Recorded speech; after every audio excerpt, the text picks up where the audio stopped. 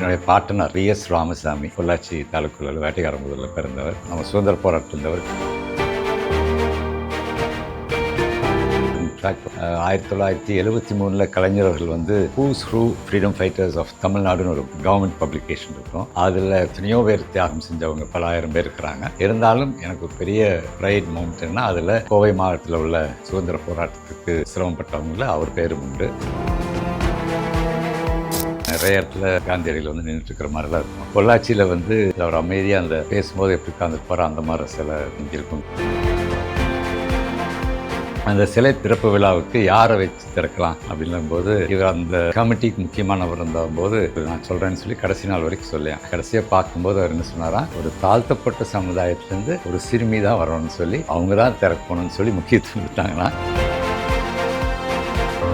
மேடையில் கூட இவர் மேலே ஏற மாட்டேன்ட்டார். ஏன்னா இம்பார்ட்டன்ஸ் அவங்களுக்கு தான் இருக்கணும், மற்றவங்கெல்லாம் மேடையில் இருக்கணும். அது ஒரு இன்சிடென்ட் நான் கேள்விப்பட்டிருக்கிறேன். எனக்கு தெரிஞ்சு அவருக்கு அந்த அரசியல் மூலியமா பெரிய பதவி கிடைக்கணும், அது கிடைக்கணும்னு எதிர்பார்த்தது இல்லை. உழைப்பு கூட பலன் கிடைக்க வேண்டிய நேரத்தில் வரும் அப்படிங்கிறதா முக்கியமாக அவருக்கு நான் பழகிறேன்.